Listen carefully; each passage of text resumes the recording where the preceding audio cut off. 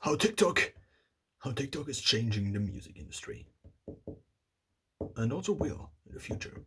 So first of all, let's try to outline what this video is about. It's about first of all what TikTok actually has to offer. So maybe a little bit of a dive into TikTok, then what the music industry needs, and then the third point is how to combine those two. So first of all, let's see what TikTok actually has to offer. So let's just have an imaginary conversation where an artist wants to release a song. And TikTok, so that's basically then the third point. And TikTok on the other side is like, yeah, so what can we actually offer? That's the artist's question. What can TikTok actually offer its users? And specifically, it's just interest. It's just interest over time. And what this now means is this: TikTok is an app that is mainly based on lip syncing and music. You can also do original native videos, just like this talking video. You could also post it to TikTok if it's not longer than 3 minutes. But the most content that goes viral has some music in it.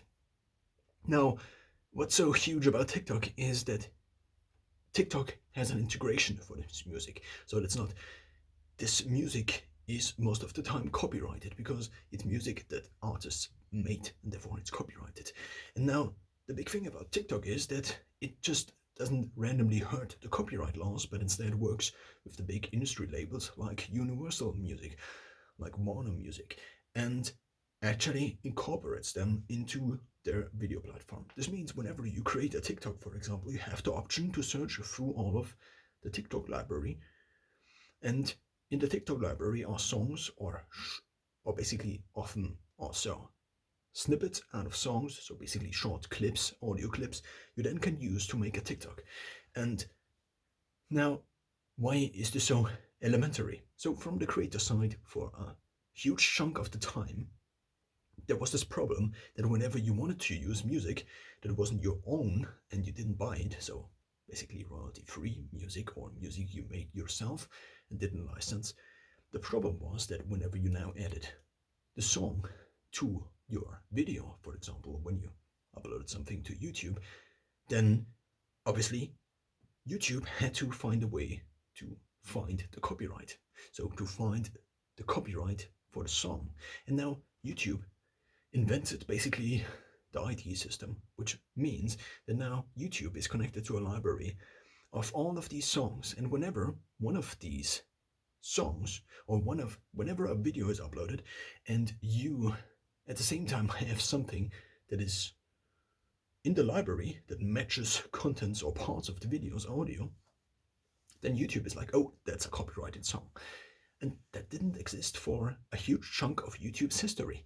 And that actually created problems because in the beginning, YouTube, just like TikTok, or let's just focus on YouTube, YouTube didn't actually work with these labels. So often it was actually illegal in many countries to just upload randomly a song because you heard the copyright law of, or you just heard the right of the artist or the label. So now, when it comes to TikTok and also YouTube these days, these companies have figured it out. They basically embed these songs. So basically, it's like, it's not that the audio is embedded into the video, it is, but at the same time, it's basically a dynamic link system. So basically, whenever a video on TikTok is displayed, it takes the video you made, for example, if you create for TikTok, and then it takes the audio that is stored somewhere and combines them together. And now what happens if,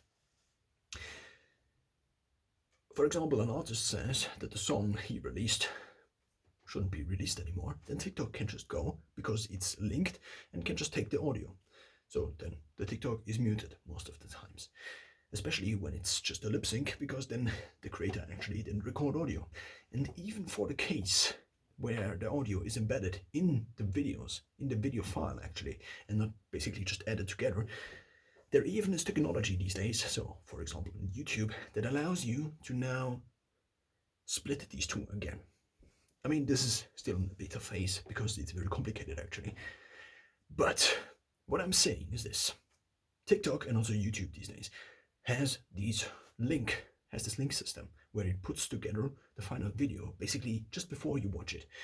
Whether this also happens on a technical level, I don't know. But what I know is that It's basically a link system that links together these two components of the video.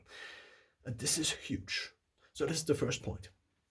The next point is connected to the first point, but they're not the bigger points. The bigger points were TikTok, then so basically the benefits of TikTok, then the interests of someone who releases the music, and then the third point is where they match together. So now let's actually still discuss the first point, so TikTok, but what TikTok actually even more has to offer. So let's just imagine you have a song, and you have a song that was released 50 years ago, and now a TikTok creator that has a huge amount of following, or a huge following, just randomly creates a TikTok that goes viral, and then maybe millions of people, so if a TikTok hits maybe 1 million plays, which is not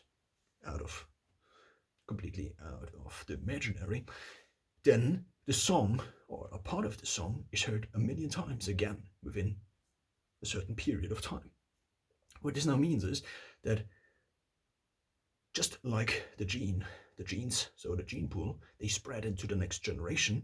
So there's a little bit of evolution theory. Richard Dawkins actually coined the phrase or the term meme. What is a meme? So if you know a meme on the internet, that's based on Richard Dawkins actually first naming this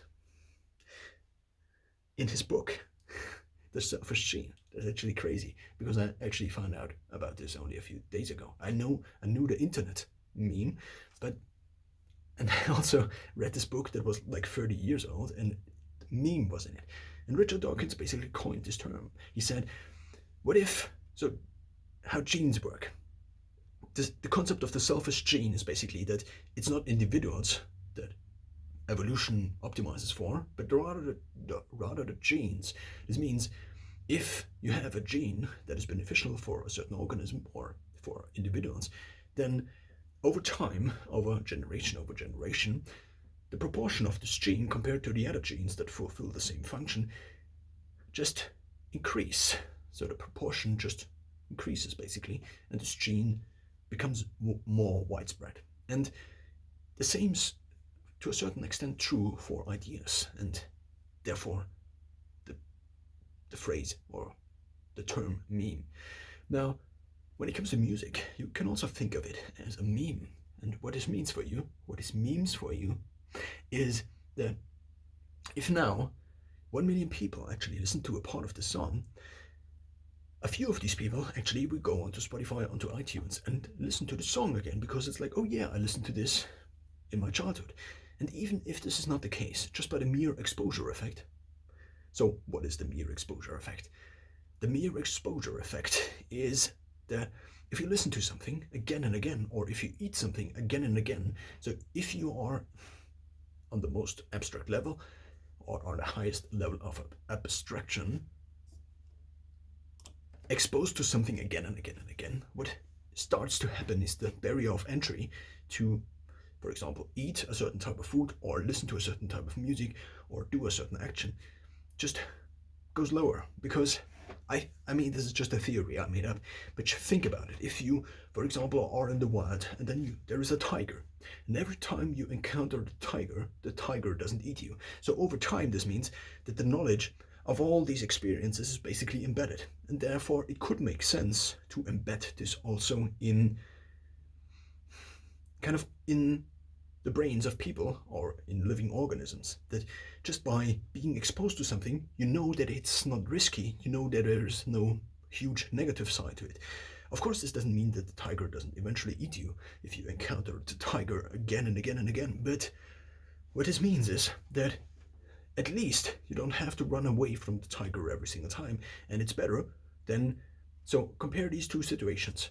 You meet the tiger, he eats you, and then the knowledge isn't even embedded. But if you meet the tiger again and again and again, at least the situation turns out to be not as harmful as you thought. That's a benefit. Just think about all the different foods you can eat without basically dying from them because they are poisonous. Just because you ate the food and nothing bad did happen, means that you now can eat it again, or the chances that you, if you eat it again, won't be dead from the food, just increase the more you are exposed to the food and eat it. And therefore, it's a benefit. Therefore, the exposure effect, I think, has some evolutionary background. And now, what this means for music is that the exposure effect is, I think, a huge factor when it comes to music. Just think of the first time you heard a song. Of course, there are these times where you hear a song and the lyrics respond. So you basically associate the lyrics with something of your own memory, and it's just spot on, and you like the song from the beginning. But often, what I found with myself, and also I think this is in general true, that often you just don't like a song that much in the beginning, but the more you listen to it, the more you actually like it. And that's the exposure effect. It doesn't necessarily mean that you like it, but you just tolerate it more and more. Just like with the tiger, it doesn't necessarily mean that you're then best friends with the tiger, could be a result, but what it means is that you will just tolerate the song more and more, and after some time, you will also associate memories with the song, because this time you went clubbing and there actually was the song, and then you had these nice memories, and then you associate these memories with the song. This means the more you are exposed to a song, the more you probably tend to listen to the song in the future again. Could also happen into the other direction, but this is not what the exposure effect says. So now, if you now listen to a song again on TikTok, after years, after 25 years, it brings back memories. And even if it's not a song that was there for the last 25 years, maybe it's a new song. And therefore, these are basically two different benefits. Because just by connecting the song to a new type of content, to a new TikTok, to a new YouTube short, you can actually expose people to the song again. Now, what do artists actually want? Exposure. This is now the second point. Artists want, so at least in the past, it wasn't really possible, I guess, to show the song before it's released, because that's kind of a contradiction. If you want to show the song before it's released, then you don't release the song before it's released. It's the same like, just imagine, or maybe remember, the release of the Harry Potter books. You cannot really promote the Harry Potter books with the Harry Potter books itself. So these are two types of content marketing, I would say. The first type of content marketing is actually called content marketing. You create a content, a new piece of content. This could be a new Harry Potter book, a new song, a new movie, and you basically market the song or the content with itself.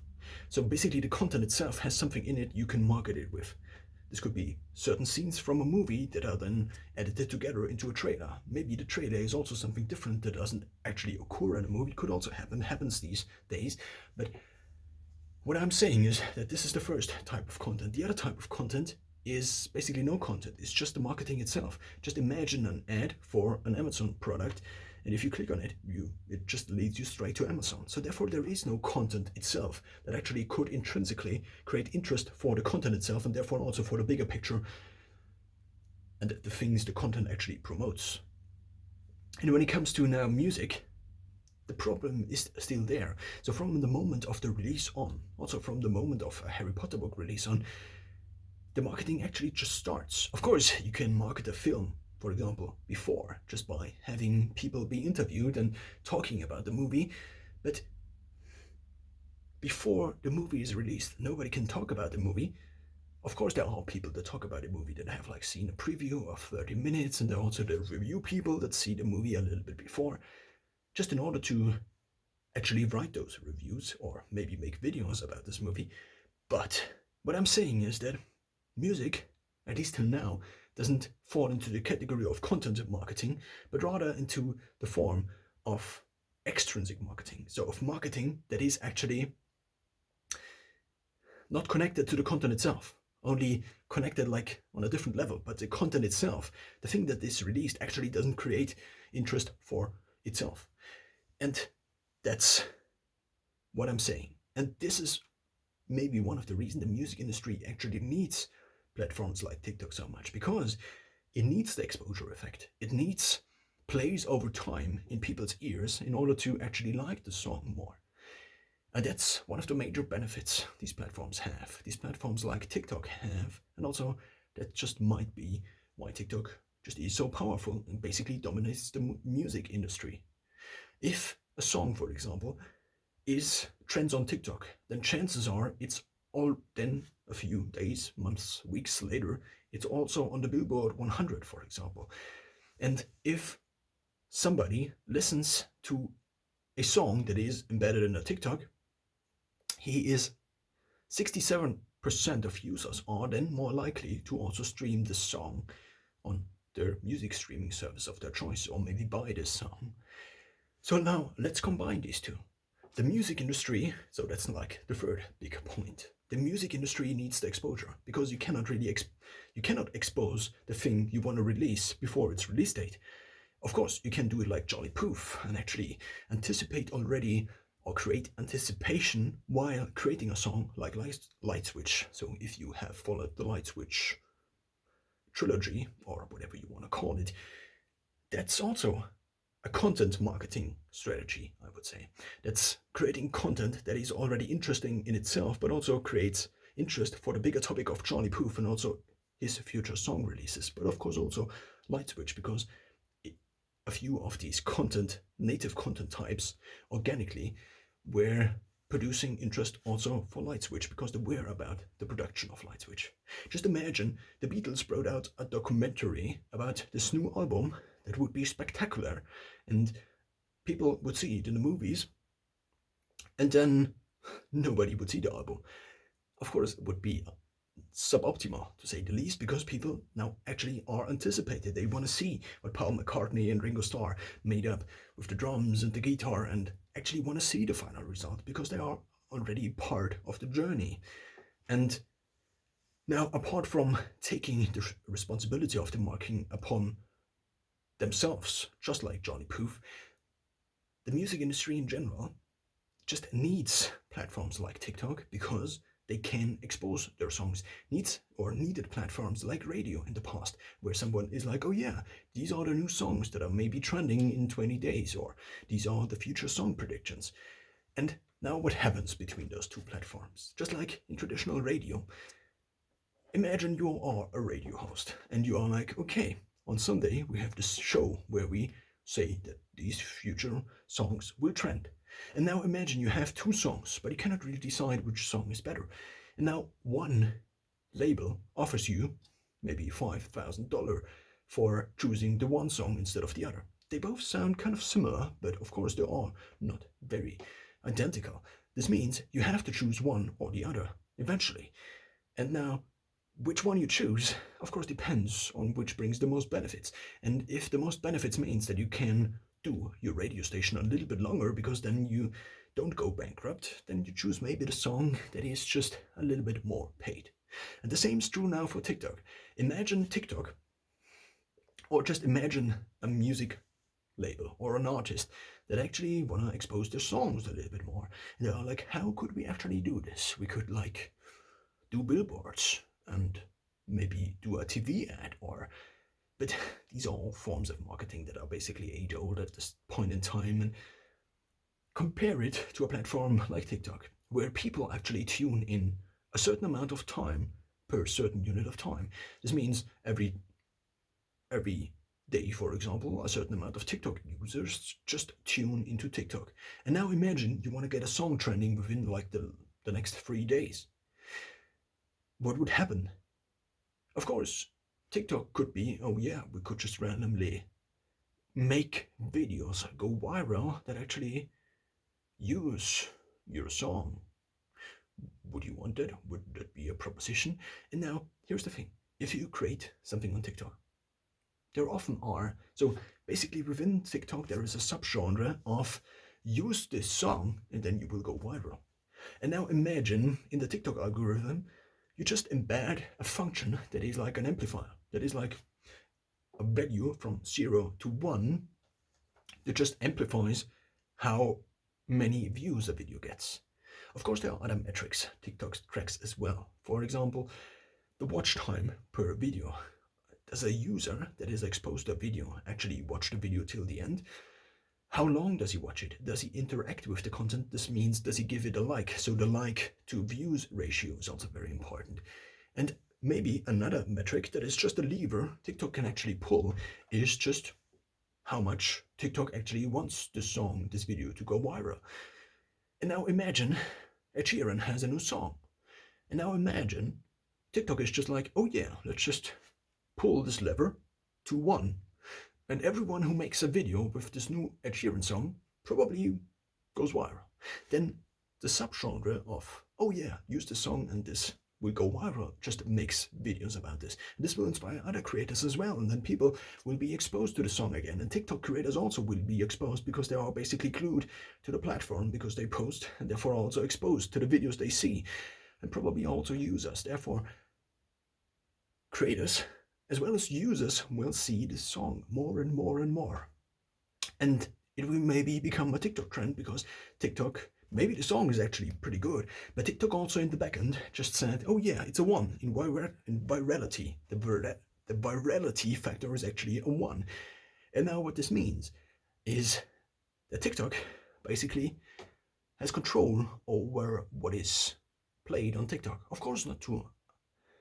I mean, if TikTok doesn't want a video to be played on TikTok, then it just takes it off. So therefore, of course, also the quality of the content plays a huge role.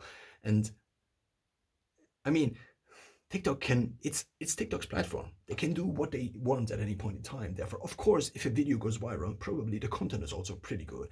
But if they increase the virality factor, just much more. So basically how TikTok works, or worked in the beginning and now it's more switching to a YouTube-based model, is this. You have a video, and then this video is basically played to a few people. And in the beginning, these few people were just random people. And now,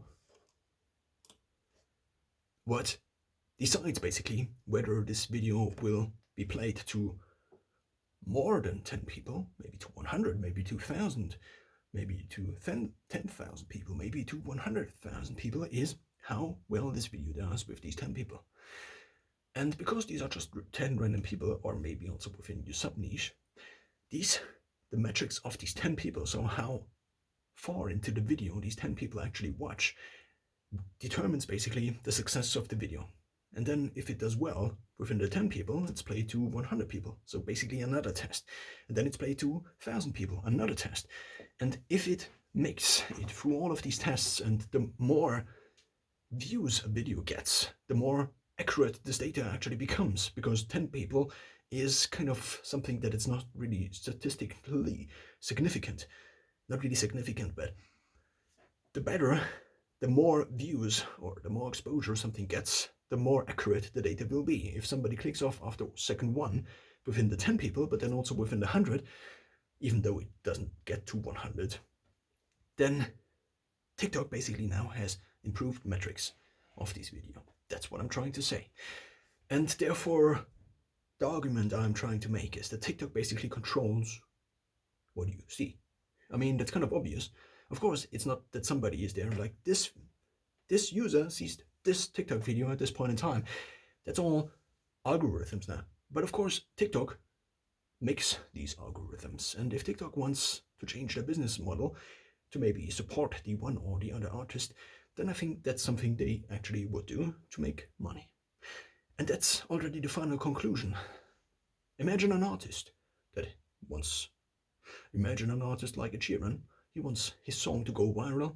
Then TikTok is like, oh yeah, let's just take this song and let's let all videos that have the song maybe just have a few more test periods. Maybe not 10 people, but maybe just 100 people or 1,000 people. Of course, the video also has to be good to a certain extent, because it doesn't make sense for TikTok to play a video that doesn't do well to many people, because then these people will, over the long time, if this happens again and again and again, of course reduce their addiction to TikTok, or reduce their engagement on the platform TikTok, or reduce their overall time spent on TikTok, because TikTok to them just seems not as good anymore. And that's the final conclusion. TikTok controls kind of the music industry because it's one of the biggest platforms that exactly does this thing the artist needs, giving the songs exposure.